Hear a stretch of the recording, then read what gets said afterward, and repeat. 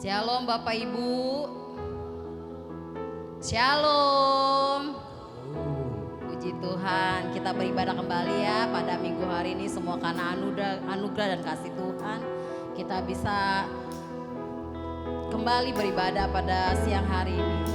Kita mau mulai ibadah kita pada siang hari ini, kita mau bawa hati kita mau bawa rindu kita ke dalam hadirat Tuhan, membawa haus kita kepadanya. Biarlah mata kita tetap terus memandang pada Allah yang Maha Kudus. Amin.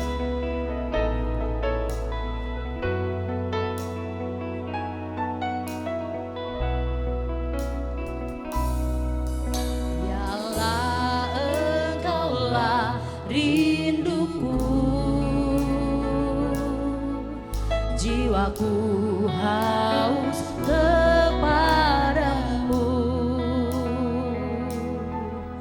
seperti tanah kering tiada berair,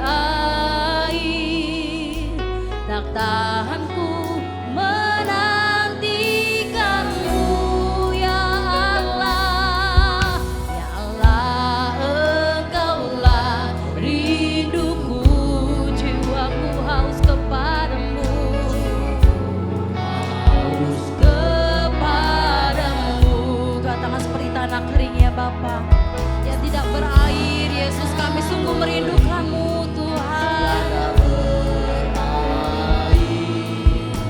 Tak tahan ku menantikanmu, dan ku pandang Kau di tempat kudus, terkagumkan kemuliaan-Mu Yesus. Sebab kasih setiamu lebih dari hidup, bibirku kan menegakkanmu.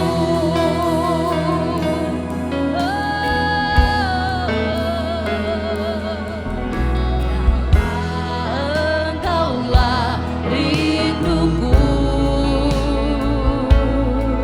jiwaku haus kepadamu,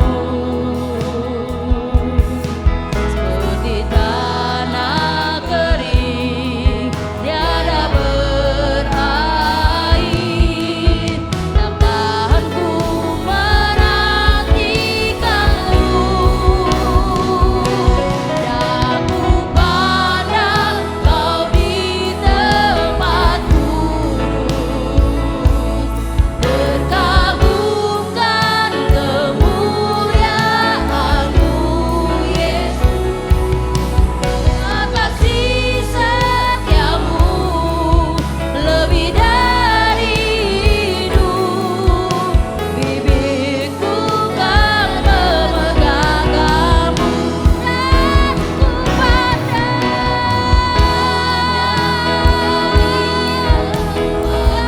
di tempat kudus,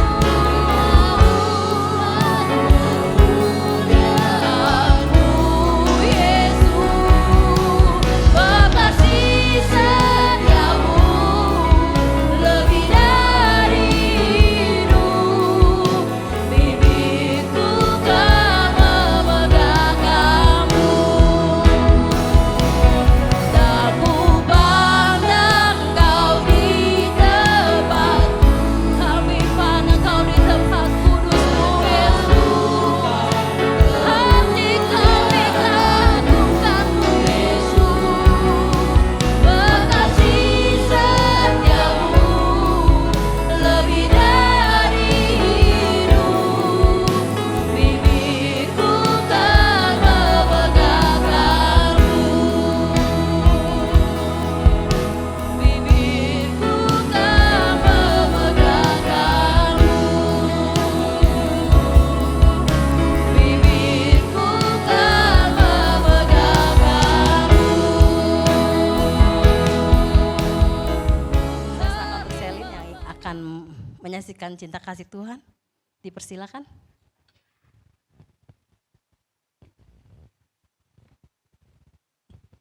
Tes. Shalom Om Tante semuanya dan saudara-saudaraku semuanya. Puji Tuhan nih kayaknya kali kedua aku kesaksian di sini ya. Haleluya. Ini aku percaya itu bukan kebetulan tapi karena kasih setia Tuhan ya ada sama aku, kasih kesempatan lagi untuk kesaksian. Ya, seperti yang kita tahu aku baru lulus sidang skripsi itu bulan kemarin tepatnya tanggal 5. Wow, itu artinya udah aku berada di penghujung dunia perkuliahan aku ya. Udah 4 tahun aku jalanin. Jujur Bapak Ibu Saudara, 4 tahun bertahan dalam dunia perkuliahan berbahasa Mandarin itu bukan satu hal yang mudah buat aku. Apalagi latar belakang keluargaku itu bukan keluarga yang bisa bahasa Mandarin. Jadi aku harus bisa survive sendiri. Bahkan gak sedikit teman-teman seperjuangan aku yang harus mengundurkan dirinya dari dunia perkuliahannya karena memang sesusah itu.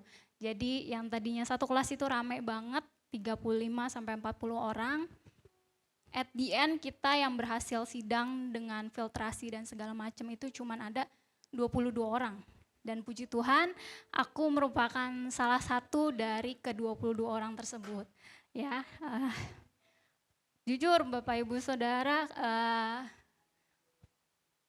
dunia perkuliahan aku dengan yang berbahasa Mandarin, lalu aku pelayanan juga, sempet ada ngerasa aku tuh capek, aku tuh nangis, aku kayak kok kayaknya beban semua ada di gue ya gitu. Bahkan sampai dulu tuh aku perhitungan sama Tuhan gitu ya. Aku ngerasa kalau ada 4 jam aku nggak pelayanan, aku bisa belajar itu 4 jamnya itu belajar, aku pakai belajar. Tapi ketika aku pelayanan, aku harus bagi 2 jam pelayanan, ngulik pelayanan 2 jam aku harus belajar. Aku seperhitungan itu sama Tuhan. Akhirnya waktu itu aku sempat ngomong sama mamaku, sama papaku, ya, Mah, Dede mau lepas aja pelayanan. Dede udah capek, kayaknya nggak ada waktu untuk istirahat.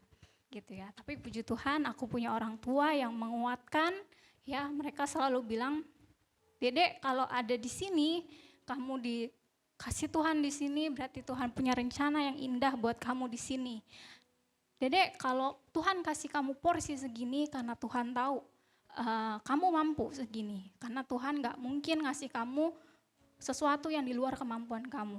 Oke, dan puji Tuhan aku juga punya teman pelayanan yang luar biasa saling support aku ya, contohnya ada Om Budi yang selalu semangat terus kuliahnya, terus salah satunya juga Ko David ya yang baru kemarin itu pulang ke Kediri ya. Beliau kalau Bapak Ibu Saudara tahu orangnya pendiam, cuek, nggak banyak ngomong, itu tipu muslihat Bapak Ibu Saudara ya. Karena pada sebenarnya itu dia ini bawel banget Bapak Ibu Saudara, entah itu di WA ataupun dunia nyata ya. Jadi dulu tuh aku pelayanan berdua gitu, jadi sebelum pelayanan itu beliau ini suka ngasih ujangan ya gitu. Kamu harus pelayanan itu pakai hati, pelayanan itu nggak boleh terpaksa, pelayanan itu nggak boleh dijadikan suatu beban. Yang mungkin Ko David itu nggak tahu aku lagi struggle sama itu. Tapi aku ngerasa bahwa Tuhan berbicara lewat Ko David untuk ngejawab semua keluh kesah aku pada waktu itu. Sampai akhirnya aku udah enjoy lagi pelayanan, masuklah ke tahap aku skripsian. Itu adalah tahap yang semua orang kuliah itu gak mau kayaknya ya. Apalagi aku yang Mandarin ya, aku gak ngerti gitu ya. Harus baca apa, harus nanya siapa, aku tuh bingung waktu itu. Tapi aku cuma bilang sama Tuhan, Tuhan kalau Tuhan kasih aku porsi segini, Tuhan kasih kemampuan aku lebih dari ini. Biar aku bisa nyelesain semuanya itu dengan baik. Tapi puji Tuhan sampai akhirnya aku lulus sidang dengan beberapa filtrasi dan lain-lain. Ya gitu, sampai aku tuh dibikin kagum sama Tuhan. Yang aku pikir setelah aku lulus sidang skripsi, lulus kuliah itu Tuhan udah selesai nyertain aku, tapi ternyata tidak. Tuhan nyertain aku sampai dengan aku nyari kerja, ya puji Tuhan, aku dikasih Tuhan pekerjaan yang terbaik, bosnya puji Tuhan baik juga sama aku, teman-temannya, lingkungan pekerjaan aku juga baik dan positif, support aku banget.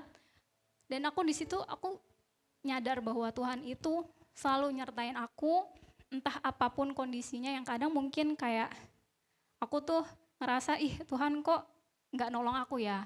Tapi ternyata terkadang tuh hidup itu kayak puzzle yang awalnya berantakan mungkin kita lihat. Tapi pada akhirnya ketika kita susun satu-satu berserta dengan pernyataan Tuhan, kemurahan Tuhan, kasih setia Tuhan yang kita percayakan, itu akan menjadi sebuah karya yang indah. Nah, waktu skripsi ini aku tuh selalu kerjain bertiga sama teman aku.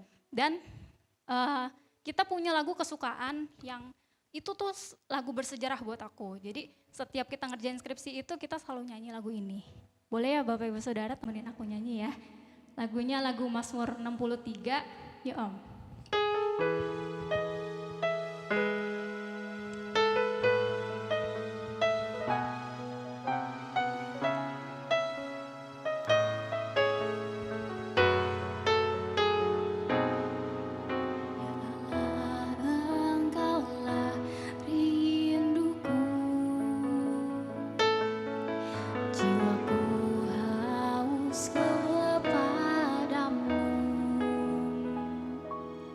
Seperti tanah kering, tiada berair, bertahanku menantikanmu. Ya Allah, Engkaulah rinduku,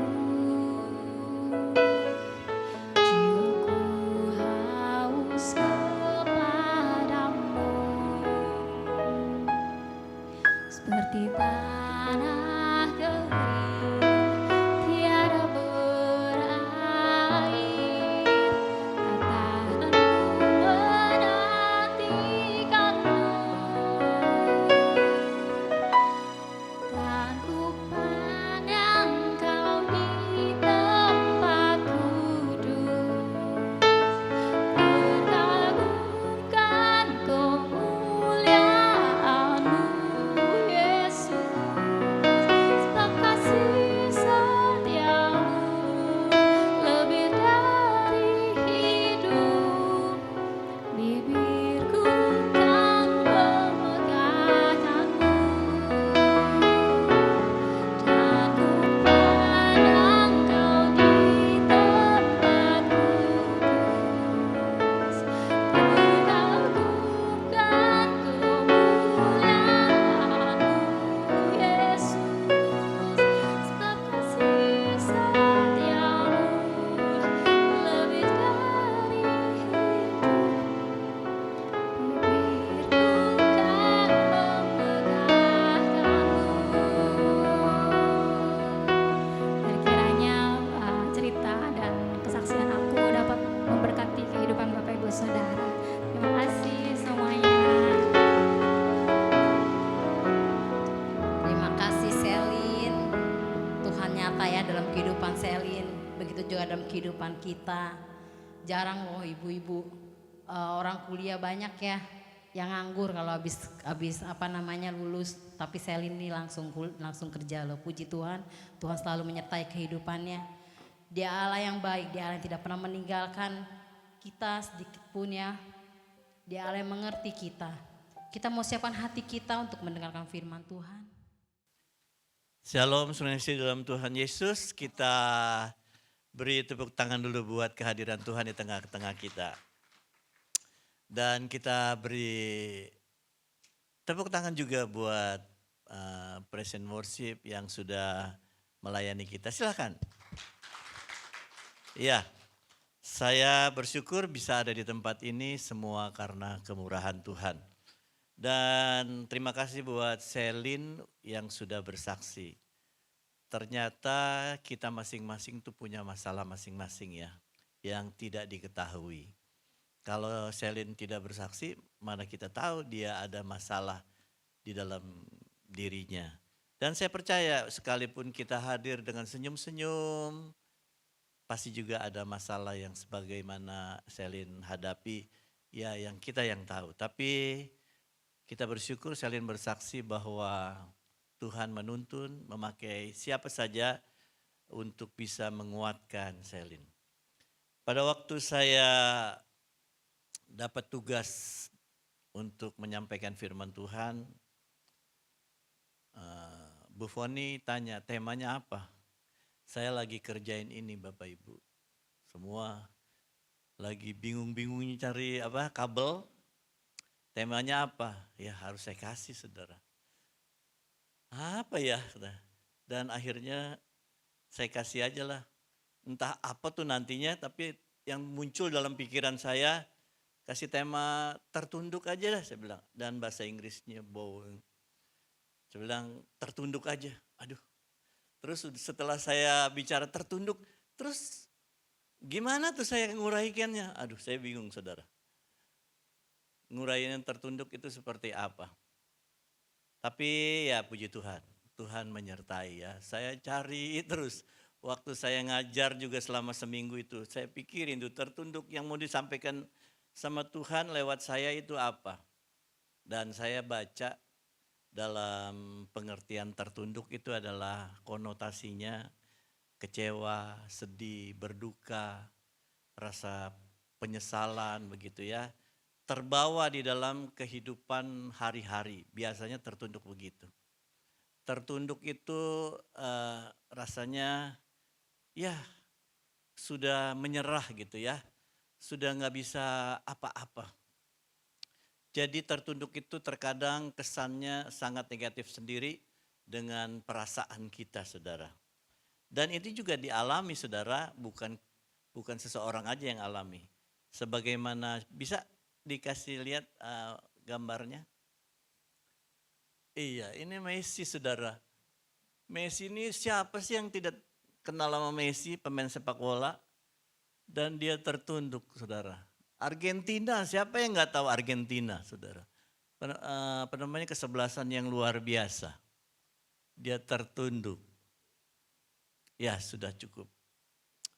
Sehebat Messi dan sehebat kesebelasan Argentina pun pernah tertunduk. Kenapa dia tertunduk? Karena dia kalah sama Arab Saudi 2-1 saudara. Dan ajangnya ajang yang luar biasa, internasional. Piala Dunia. Jadi kalau dibandingkan dengan Indonesia, hebat mana Argentina? Menurut saya hebat Indonesia karena Arab Saudi kalah 2-0 sama Indonesia saudara. Ya ini sepak bola ya. Cuman saya ingin menyampaikan Bapak Ibu bahwa biasanya kita tuh memberi pengertian kepada tertunduk itu adalah hal yang negatif. Tetapi kita perlu tahu saudara, kita sebagai manusia perlu juga tertunduk saudara. Perlu mengalami hal yang namanya tertunduk saudara. Agar kita tahu sebenarnya itu kita mau kemana. Jadi tertunduk itu tidak sesuatu yang kiamat. Tertunduk itu menurut saya setelah saya baca firman Tuhan ternyata tertunduk itu juga baik buat kita. Jadi kita harus belajar situasi kondisi yang ada di dalam hidup ini dengan kita pernah tertunduk. Dan saya selalu mengatakan kepada orang lain, jangan pernah menyesal dengan apa yang pernah terjadi. Saat itu memang menyesal, tapi sudah selesai. Sudah selesai. Jangan diteruskan saudara. Kalau mau lihat tempat ini saudara, dulunya saya juga menyesal saudara. Kenapa? Kenapa saya beli asal-asalan aja alatnya. Setelah ketemu David, ada yang murah. Tapi bagus kualitasnya karena saya nggak tahu. Apa itu salah? Enggak juga saudara. Dari situ saya belajar saudara. Dari situ saya nggak bisa apa-apa jadi bisa. Waktu ditinggal sama David dan Utomo, saya mau nyusun kabelnya instalasi gimana? Enggak bisa saya saudara. Sampai saya berkeputusan begini. Ecel kemarin ya, Sabtu kemarin. Kamu nggak usah datang. Saya bahasainnya Papa Kiki sendiri di sini. Saya pengen tahu bisa nggak saya instalasi nih ya. Dan ternyata sudah berjalan saudara, instalasi. Ini instalasi saya bukan instalasi yang lain-lain saudara. Karena apa? saya udah lepasin tuh yang lama. Jadi kalau ada peristiwa yang rasanya, wah kalau tahu dulu begini, nggak usah dipikirin kalau tahu. Mungkin akan merugikan aku atau menyesakan hati gitu. Jangan dipikirin saudara. Kalau kita menyesal terus-terusan, kita sama dengan iblis saudara. Nah bingung ya. Iblis tuh menyesal saudara. Kenapa dia bikin jatuh si Hawa makan buah terlarang. Iblis nyesal saudara. Kenapa dia nyesalnya? Karena perkembangan zaman ternyata kaum Hawa itu sangat suka dengan barang branded saudara. Dan barang brandednya itu dari kulit ular saudara. Jadi tas kulit ular, ban pinggang kulit ular, semuanya kulit ular itu dia pakai saudara. Jadi dia nyesel saudara waktu dia goda si Hawa. Ternyata kaum Hawa selanjutnya doyan kulit ular saudara. Dia nyesel banget itu saudara. Dan sama seperti kita. Kalau kita nyesel sama yang lalu-lalu, kita sedang niru perbuatan dia. Tapi yang kita harus pelajari adalah tentang tertunduk yang ada di dalam hidup kita itu sesuai dengan firman Tuhan. Yuk kita baca dalam Lukas 18 ayat 9 dan seterusnya. Lukas 18 ayat 9 dan seterusnya. Demikian firman Tuhan. Dan kepada beberapa orang yang menganggap dirinya benar dan memandang rendah semua orang lain, Yesus mengatakan perumpamaan ini. Ada dua orang yang pergi ke bait Allah untuk berdoa. Yang seorang adalah Farisi dan yang lain pemungut cukai. Orang Farisi itu berdiri dan berdoa dalam hatinya begini. Ya Allah, aku mengucap syukur kepadamu karena aku tidak sama seperti semua orang lain. Bukan perampok, bukan orang lalim, bukan penzina, dan bukan juga seperti pemungut cukai ini. Aku berpuasa 2 kali seminggu, aku memberikan 1/10 dari segala penghasilanku, tetapi pemungut cukai ini itu berdiri jauh-jauh, bahkan ia tidak berani menengadah ke langit, melainkan ia memukul diri dan berkata, ya Allah kasihanilah aku orang berdosa ini. Aku berkata kepadamu, orang ini pulang ke rumahnya sebagai orang yang dibenarkan dan orang lain itu tidak. Sebab barang siapa meninggikan diri, dia akan direndahkan, dan barang siapa merendahkan diri, ia akan ditinggikan. Jadi ada suatu peristiwa di mana ini perumpamaan, bukan kisah nyata ya. Ini perumpamaan. Tapi Tuhan Yesus dituliskan oleh Lukas tentang bagaimana sikap hidup sebenarnya dari dua orang ini menjadi pelajaran kita. Tuhan Yesus mempermudah untuk kita bagaimana sih bersikap itu. Ternyata ada dua orang itu Tuhan sedang menyatakan dengan tegas saudara bahwa di antara orang banyak itu, khususnya orang-orang yang ngerti tentang firman Tuhan, saudara. Tuhan katakan dalam ayat yang ke-9 mengatakan ini. Dan kepada beberapa orang yang menganggap dirinya benar dan memandang rendah semua orang lain, Yesus mengatakan perumpamaan ini. Jadi secara khusus saudara, Tuhan Yesus sedang tertuju kepada orang yang merasa lebih dari yang lain. Sikap ini kadang-kadang ada di dalam hidup kita saudara. Baik itu dalam talenta kita, baik itu di dalam pemikiran kita, baik itu dalam pendidikan kita, baik itu dalam status sosial kita, baik itu apa yang kita miliki, terkadang membuat kita lebih dari yang lain. Waktu kita merasa lebih dari yang lain, maka kita akan merendahkan satu dengan yang lain. Jadi sangat membahayakan sekali kalau kita itu merasa lebih dari yang lain. Kenapa sih seseorang itu merasa suka lebih dari yang lain? Suka mengejar hal-hal yang gengsi gitu ya. Karena memang manusia terjebak di dalam sistem nilai. Kadang-kadang manusia itu suka mengejar yang namanya standar nilai. Kalau memang orang itu terpandang, dia harus punya seperti ini.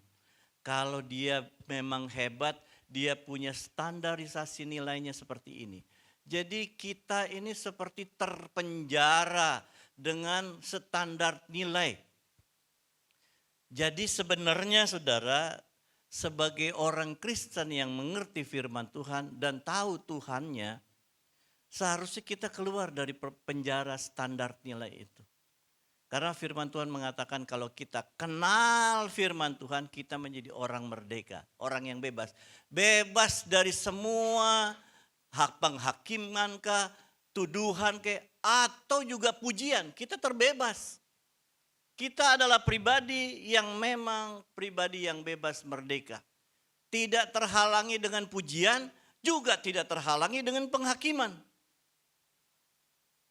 Beda ya dengan easy going, bukan easy going dia. Karena dia tahu siapa dia dan dia tahu siapa Allah. Tapi kadang-kadang kita tuh terjebak di dalam penjara seperti itu, saudara. Kadang-kadang kita suka membandingkan satu dengan yang lain kalau ada satu momen peristiwa. Bagus mana ya dia sama dia. Itu kita sudah terjebak, saudara. Mau bagus nggak bagus, saudara, sudah berjalan. Kita semua punya sejarah masing-masing dan sejarah itu milik kita dan sudah dirancang sama Tuhan. Entah waktu kita gagal, entah waktu kita susah, enggak apa-apa saudara. Kegagalan itu bukanlah momok kiamat buat kita. Kegagalan itu adalah suatu hal yang wajar.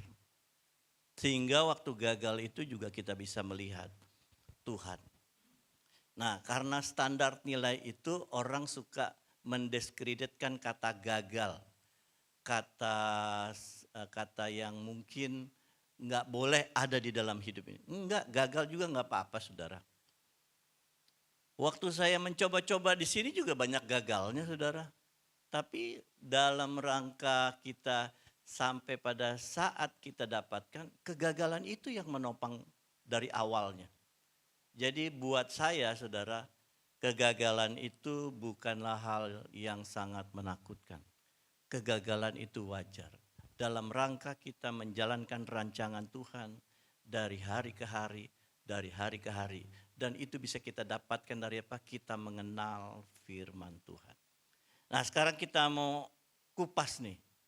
Situasi, kondisi di mana Tuhan memberikan perumpamaan. Ada orang yang merasa benar, sudah melakukan hal-hal yang rohani. Dan ada orang yang pemungut cukai. Pemungut cukai ini adalah orang disebut juga sampah masyarakat. Pemungut cukai itu menjadi bagian daripada pemerintah. Pemungut cukai juga menjadi bagian pengkhianatan bangsanya. Jadi situasi kondisi pemungut cukai yang disebut di sini sebenarnya memang sangat-sangat merugikan masyarakat. Dan pemungut cukai ini datang ke tempat ibadah jauh-jauh. Dia bukan karena dia nggak punya pakaian yang bagus, enggak. Namanya pemungut cukai punya duit untuk beli. Namanya pemungut cukai dia punya penampilan yang luar biasa juga, bisa dibanggakan di dalam ibadah. Tapi pemungut cukai itu berdiri jauh-jauh. Dan Tuhan pada akhirnya menyatakan yang dikenan oleh Tuhan adalah bagaimana sikap dari pemungut cukai ini. Dan dalam akhir pelajaran ini, dalam perikop ini Tuhan sedang mengajarkan bahwa seharusnya lah kita itu rendah hati.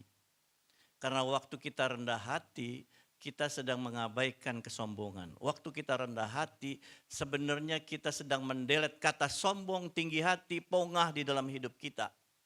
Oleh sebab itu, biarlah waktu kita tertunduk itu kita sedang rendah hati sebenarnya. Rendah hati itu enggak gampang saudara.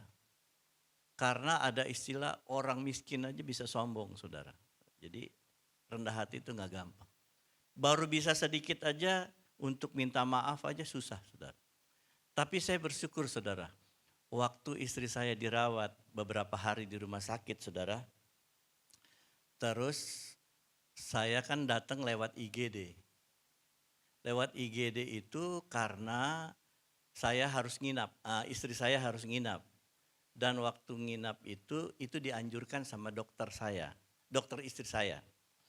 Dia bilang datang aja ke rumah sakit dan masuk lewat IGD. Maka datanglah kami malam-malam. Malam-malam dengan pengertian besoknya dokter itu datang. Dan ternyata kita tunggu-tunggu sampai 11 malam dia nggak datang. Dan akhirnya susternya bilang, maaf dokternya sudah pulang, pagi aja ketemu. Wah, istri saya marah, saudara. Biasa ya, langsung melonjak. Kalau saya selalu mengatakan semua yang saya lewatin gak enak itu bagian daripada hidup saya. Ya itu saya, beda-beda orang, saudara. Jadi ada orang yang langsung spontan, kalau saya nggak begitu spontan, saudara. Ya kita lihat semuanya yang terjadi. Nah yang saya mau ceritakan begini, besoknya datanglah dia pagi-pagi. Terus dia bilanglah sama istri saya, ibu datang malam-malam ya? Iya, kenapa datang malam-malam katanya. Terus memang kenapa ibu datang nginep di sini? Aduh, kan dia yang minta, saudara ya. Minta terus kena ada apa, sakitnya apa sampai nginep. Terus saya bilang kan dokter bilang PET scan. Aduh, dia pegang kepalanya. Dia minta maaf, saudara. 2 kali dia minta maaf waktu dia bilang memang dia yang minta kita datang di IGD. Dan dia lupa akan PET scan-nya. Dan dia minta maaf. Terus istri saya cerita sama kisah ini ke Keke di Bali. Terus Keke bilang, "Ma, itu hebat loh, Ma. Biasanya dokter, apalagi orang yang merasa bisa, untuk minta maaf aja susah. Tapi dokter itu hebat, Ma. Dia minta maaf, 2 kali dia minta maaf. Namanya laki-laki, saudara, minta maaf itu susah." Benar apa benar bapak-bapak, ibu-ibu? Saya bapak-bapak nih, saya bapak mewakili. Susah minta maaf. Benar itu. Jadi untuk minta maaf itu kita mengakui kesalahan itu nggak gampang, saudara. Nggak gampang. Kita bisa sesuatu terus dikritik. Dan memang salah gitu. Untuk oh iya gue salah. Nggak gampang itu. Nggak gampang banget itu.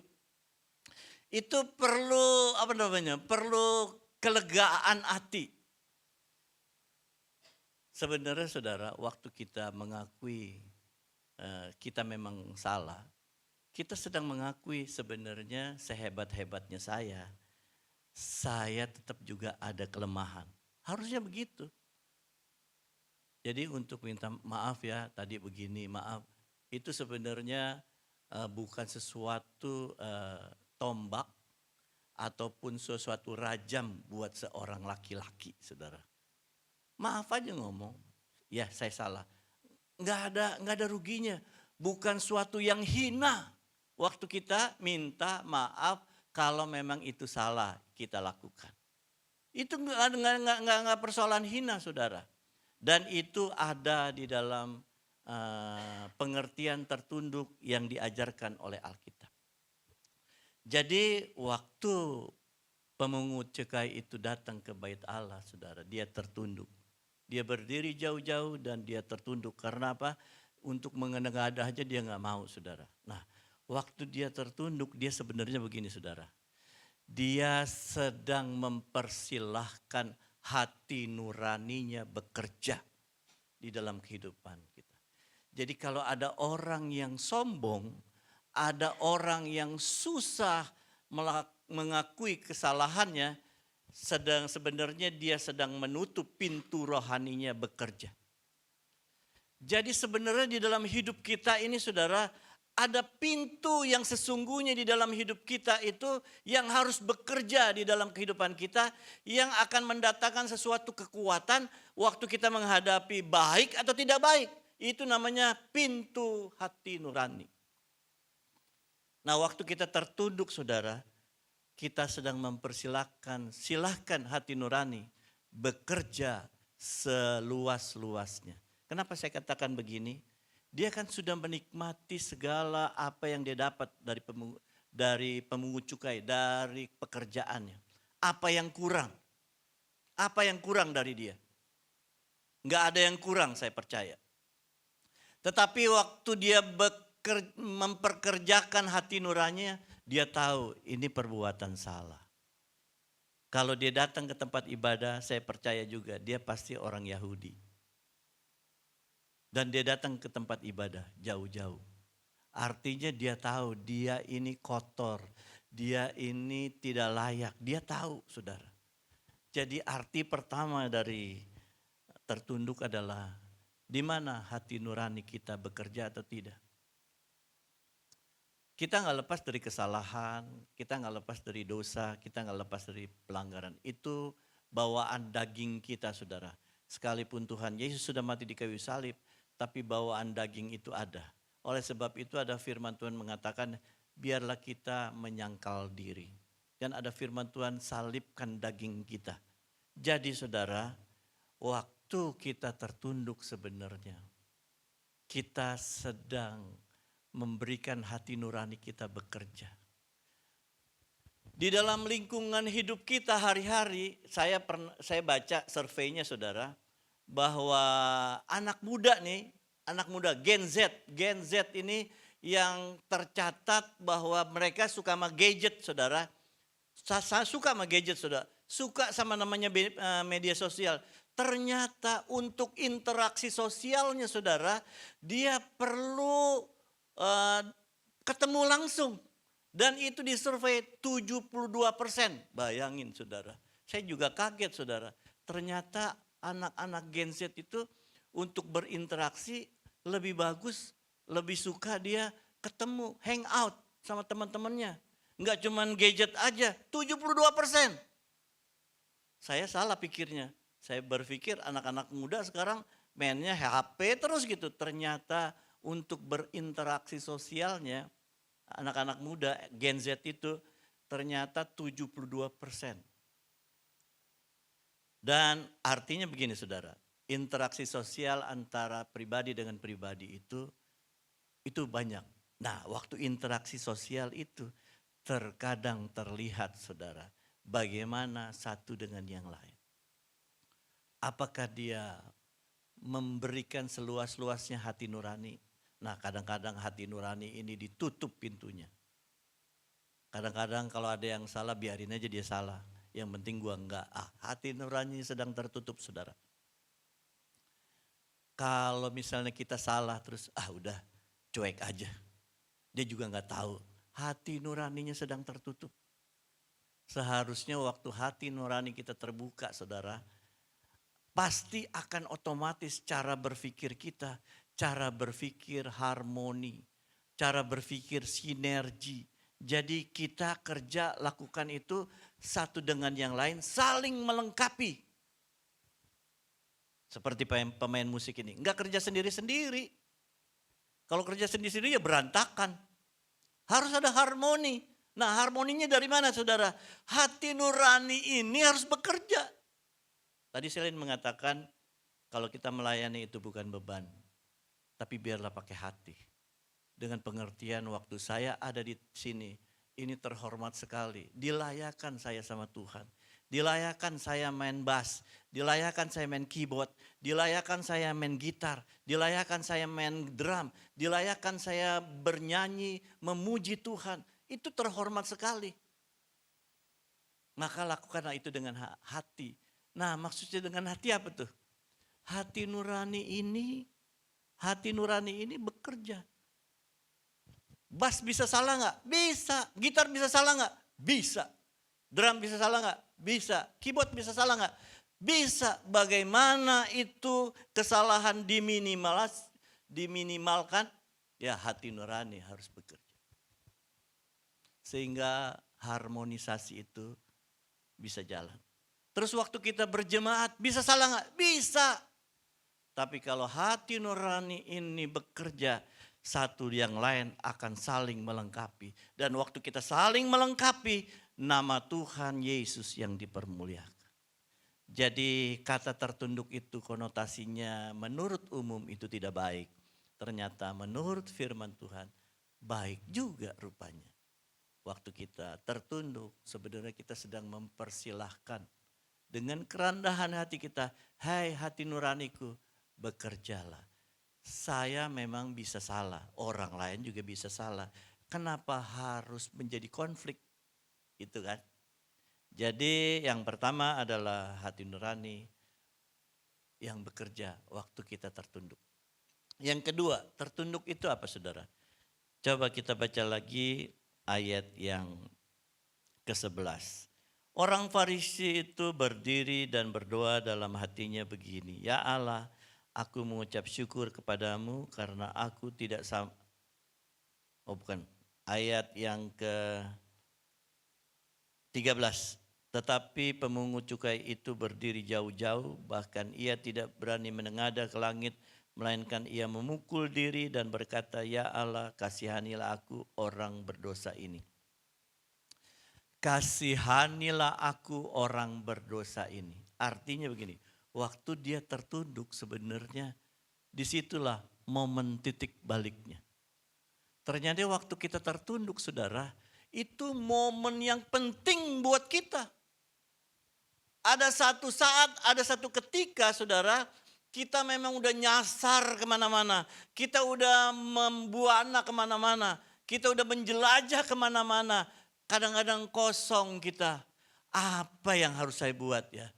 Kadang-kadang gak ada artinya, kayaknya gak ada dampaknya apa-apa. Tapi waktu kita tahu sebenarnya saya orang berdosa. Maksudnya orang berdosa begini. Orang yang jauh dari Tuhan gitu. Kan firman Tuhan mengatakan kupingku tidak kurang mendengar, tanganku tidak kurang panjang. Tapi yang memisahkan antara aku dan kau adalah dosa. Artinya kejauhan jarak itu adalah karena dosa. Tapi waktu dia mengakui aku orang berdosa, sebenarnya dia sedang titik baliknya jauh dari Tuhan. Dia dekat dengan Tuhan. Bapak Ibu yang kasih dalam Tuhan Yesus. Di dalam kehidupan kita itu perlu titik balik. Karena pikiran kita ini selalu menjelajah kemana-mana. Perbuatan perilaku kita ini kadang-kadang bisa mengembara kemana-mana saudara. Kadang-kadang kita bisa sebenarnya tujuan hidup gua apa sih sebenarnya? Nah di situ kita akan tersesat. Kita akan ngambang. Sepertinya waktu kita sepertinya dapat tapi gak dapat. Waktu kita pukul sepertinya kena tapi gak kena. Jadi seperti kita menjaring angin. Melakukan ini sepertinya hebat kita. Tapi sebenarnya gak ada apa-apa. Karena apa saudara? Karena kita belum dekat sama Tuhan. Nah pemungut cukai ini waktu dia tertunduk saudara. Itu titik balik dia. Titik balik dia yang tadinya semuanya ke dalam. Kenapa orang itu bisa mengembara kemana-mana sepertinya gak dapat apa-apa? Karena semua ke dalam. Semua ke diri sendiri. Dibandingkan orang lain sama saya lebih susah. Dibandingkan orang lain dengan saya lebih gak bisa diapa-apain. Saya lebih susah, lebih menderita, lebih nelangsa dari orang lain. Semua melihatnya diri sendiri. Beban itu semua ke kita. Waktu kita dapat titik balik itu, momennya kita baru tahu. Sebenarnya semua tujuan kita itu ke Tuhan. Tujuan kita ke Tuhan. Enggak usah dibilangin apa-apa pun tujuan kita tetap ke Tuhan. Kita mati tujuannya ke Tuhan juga. Apa kita punya pikiran lebih baik sebelum mati saya ke Tuhan. Jadi bagaimana pemungut cukai itu memberi pengertian tentang dia tidak tengadah, dia tertunduk. Karena dia sedang mengalami titik balik. Nah, waktu kita mengalami titik balik, saudara, saya percaya segala sesuatu yang rasanya susah, segala sesuatu yang menderita, segala sesuatu yang gelap, itu akan cerah sekalipun belum dapat apa-apa. Itu menjadi suatu kelegaan di dalam hidup ini. Pada saat saya mengalami situasi kondisi yang rasanya udahlah saya tinggalin semua pelayanan. Bukan sini ya, bukan di sini. Itu waktu masih di Duta Mas. Saya bilang sama istri saya, udahlah kalau memang umur segini udah gak bisa dapat menghasilkan hari-hari, udah tinggalin itu semua, saya mau jadi Grab aja. Ya jadi Grab juga gak hina-hina amat gitu ya. Dan saya sudah mau ninggalin itu semua. Karena saya berpikir, kok jadinya begini ya pelayanannya. Pelayanan kok seperti yang tidak saya sangka, tidak saya perkirakan. Rasanya seperti yang Selin katakan tadi. Udahlah gak usah Tuhan-Tuhanan lagi deh. Ada situasi, jadi bukan Selin aja yang ngalamin, saya juga ngalamin Selin ya. Jadi saya biar ada di sini juga tetap lemah. Ya ada, cuman gak bisa cerita. Masa mau cerita sama Selin? Ya, tapi beruntung Selin bisa ketemu David. Saya ketemu siapa? Gak ada itu. Bagaimana caranya saya? Saya berteriak di mobil. Saya jalanin mobil itu teriak sama Tuhan. Di mobil saya teriak. Istri saya juga gak tahu kali itu. Karena saya baru cerita sekarang. Kadang-kadang saudara, di HP ya, saya tulis tuh semua. Tulis semua keluhan saya, kesalahan saya. Saya tulis semua. Marahnya saya, emosinya saya tulis tuh. Di handphone, di note ya, di note. Saya tulis itu semua. 3 hari saya hapus sih, takut ketahuan, malu juga saudara. Ada yang baca malu juga semua gitu ya. Saya tulis itu semua. Jadi ada situasi yang rasanya enggak dilihat orang. Enggak dilihat orang, kita akan keluar dari jalurnya Tuhan. Tapi Tuhan enggak tinggal diam. Tuhan berbicara kepada saya. Makanya saya menjadi orang yang sepertinya kayaknya easy going, saudara. Sepertinya kalau memang mau rugi, rugilah gitu ya. Jadi saya diajarkan sama Tuhan begini. Kan waktu kita mau ke Z ada A, B, C, D. A, B, C, D. Bisa saja waktu saya melewati F itu sulitnya minta ampun. Tapi kan B, C, D, E-nya saya udah lewatin. Nah waktu di F itu Tuhan ajarin saya. Susah, kayaknya menderita banget. Menderitanya tuh begini. Kalau menderita karena dipukulin ya saya nggak apa-apa. Itu menderitanya dicaci maki, saya juga nggak apa-apa. Saya orangnya tahan dicaci maki, saudara. Yang menderitanya begini, saya kena emosi saya, tapi saya nggak bisa apa-apa. Itu nggak enak banget. Kena emosi saya, tapi nggak bisa apa-apa. Itu sulit banget, saudara. Nah, waktu saya menjalani F itu seperti itu. Mau lewatin G, itu transisi bener.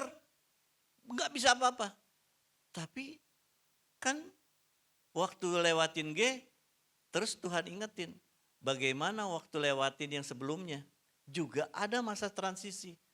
Toh bisa dilewatin, enggak kenapa-napa kan. Nah disitulah terus saya belajar. Makanya saya suka bilang sama istri saya. Kita punya sejarah. Jadi sejarahnya sudah Tuhan atur. Tinggal kita melewatinya dengan diri kita sendiri atau kita lewatinya bersama dengan Tuhan. peristiwa yang mencekam kemarin itu juga saya nggak lebay langsung doa begitu. Itu sudah akan jalan, saudara. Akan jalan. Kalau memang ketemu, kena ya, terus saya jalan, ketemu, terus saya disambit gitu. Ya itu sejarah saya. Susah ya nangkepnya ya. Karena apa? Saya diperlihatkan begini, bagaimana saat waktu penganiayaan gereja mula-mula. Mereka sudah berdoa habis-habisan. Mereka sudah jungkir balik. Tapi mati juga kan? Mati disiksa. Mati kena diadu dengan singa. Mana doa mereka? Bukan saya mengecilkan doa. Tapi biarlah kita kenal Tuhan, bahwa Tuhan sudah merancang kita dari A sampai Z. Dan waktu kita melewati, biarlah kita melewatinya bersama dengan Tuhan. Supaya kita kenal, waktu kita ada dalam situasi yang gak enak itu, Tuhan juga tahu. Nah, oleh sebab itu, firman Tuhan mengajarkan, waktu kita tertunduk sebenarnya, kita sedang diberi pengertian, mau ikut diri sendiri atau mau ikut Tuhan. Mau melihat kepada diri sendiri atau melihat kepada Tuhan. Tuhan itu maha, dia tetap maha sekalipun kita gak dapat apa-apa. Dia tetap maha sekalipun kita mati. Dia tetap maha sekalipun kita menderita dianiaya. Dia tetap maha kuasa, maha penyayang, maha kasih. Sekalipun kemahaannya tuh gak kena dengan kita. Dia tetap maha. Jadi untuk menemukan titik balik itu kita perlu begini. Ya, saya akan mengabaikan apa yang perlu, tapi saya akan tertuju kepada Tuhan. Karena hidup ini adalah keluar saudara, bermanfaat keluar. Nah, untuk bermanfaat keluar itu kita harus tujuannya kepada Tuhan, bukan diri sendiri. Memang sulit, tapi kenalilah Tuhan lewat firman Tuhan. Yang ketiga, yang terakhir, tertunduk itu apa? Tertunduk itu begini tuh, tahu diri itu. Waktu dia tertunduk kan, dia katakan aku orang yang berdosa ini. Begini saudara, waktu dikatakan orang berdosa ini memberi pengertian kepada kita. Sebaik-baiknya kita tetap tidak baik di hadapan Tuhan. Sehebat-hebatnya kita tetap tidak hebat di hadapan Tuhan. Serohani-rohaninya kita tetap tidak rohani di hadapan Tuhan. Sesaleh-salehnya kita tetap tidak saleh di hadapan Tuhan. Karena kesalehan, kerohanian, kehebatan itu milik Tuhan. Kita enggak. Nah, waktu kita tahu seperti itu, kita tahu diri. Kita tahu diri, kita menempatkan diri. Pemungut cukai itu menempatin diri bahwa saya orang berdosa. Enggak mungkin saya enggak ada salah. Dan enggak layak saya mendapatkan sesuatu yang lebih baik dari apa yang sudah saya dapatkan. Sebenarnya kita sudah mendapatkan lebih dari semuanya. Yaitu apa? Hidupnya Tuhan Yesus dalam hidup kita. Apa yang kurang lagi? Oleh sebab itu, biarlah menjadi pelajaran buat kita. Waktu kita tertunduk. Pernahkah kita memahami kita ini lemah? Kita ini penuh dengan kesalahan. Kalau kita sudah punya rasa lega, tahu diri saudara, dikritik apapun kita akan gak apa-apa. Gak akan tersinggung. Itu malah menjadi suatu obat buat kita, semakin kita memicu kita untuk kita akan tampil lebih baik lagi, meninggalkan kesalahan, kelemahan, keterbatasan yang lalu. Karena apa?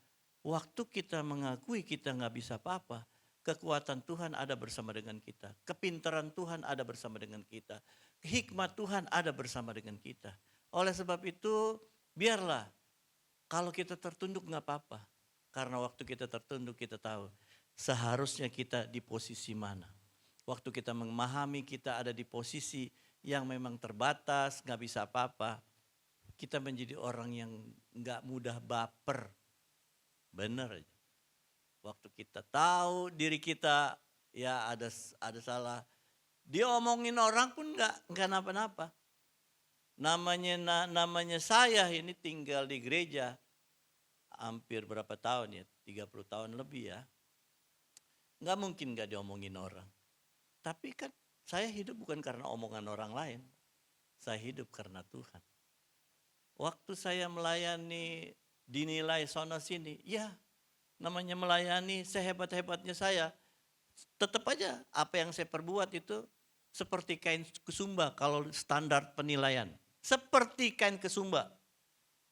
Enggak ada nilai pelayanan saya mau berkorban apa kek, beli ini beli itu. Enggak ada nilai di mata Tuhan. Enggak ada nilai.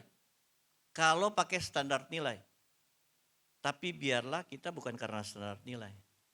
Tapi karena kita tahu kita ini adalah orang yang penuh dengan kesalahan. Dan waktu kita seperti itu saudara, firman Tuhan mengatakan, dia pulang sebagai orang yang dibenarkan, yang diperkenan oleh Tuhan. Jadi saudara, waktu kita tertunduk sebenarnya, kita sedang ada di dalam perkenanan Tuhan. Dan waktu kita dalam perkenanan Tuhan, sekecil, sejelek, sehina apapun perbuatan kita, Tuhan tetap lihat. Sebagaimana firman Tuhan mengatakan, secangkir air pun engkau berikan kepada muridku, engkau tidak kehilangan upah. Ini bukan soal transaksi, artinya engkau tetap ada dalam perhatianku.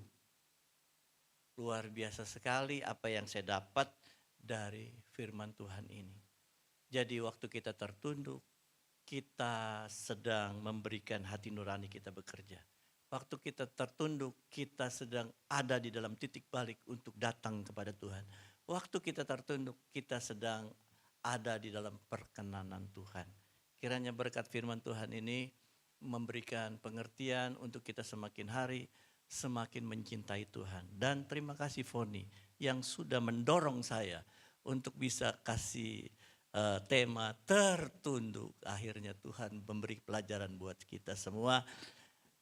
Amin. Kita akan menaikkan. Bapa di dalam sorga, Tuhan Yesus yang baik.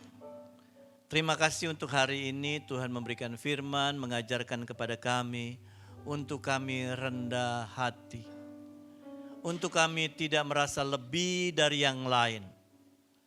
Dan untuk kami sekalipun kami tertunduk, bukanlah hal yang nista, karena kami saat kami tertunduk, kami sedang mempersilahkan hati nurani kami bekerja seluas-luasnya.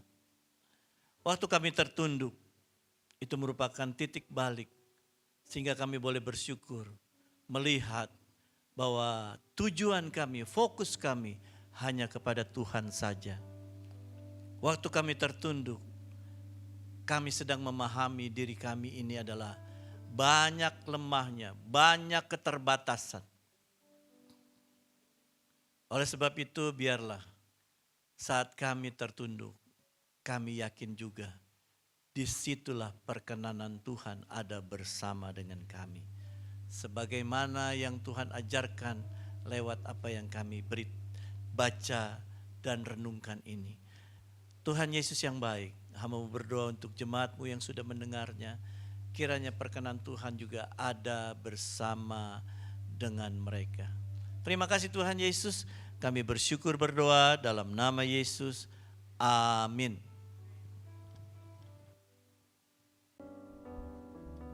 Amin. Dipersilakan duduk jemaat Tuhan. Saya bacakan untuk pengumuman minggu depan. Ibadah tetap seperti biasa jam 1 siang di tempat ini akan dilayani oleh Bapak PS Jifki dan akan disertai dengan perjamuan kudus. Ada lagi tambahan Pak? Tidak ada, kita tutup ibadah kita.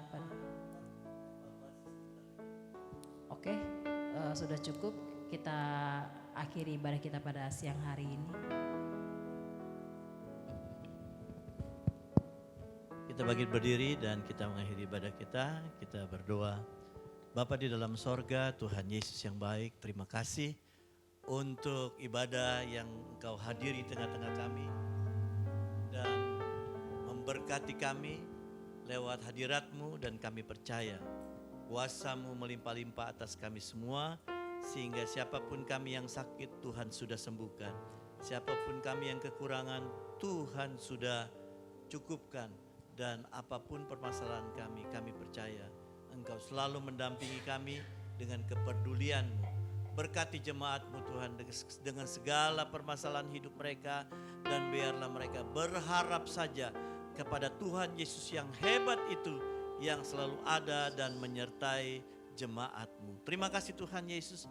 Pada akhirnya jemaat yang dikasih Tuhan, angkatlah hatimu dan tanganmu. Marilah kita pulang dengan membawa berkat dari Allah Bapa, kasih dari Tuhan Yesus, dan penyertaan Roh Kudus menyertai kita sekalian dari saat ini sampai selama-lamanya. Amin.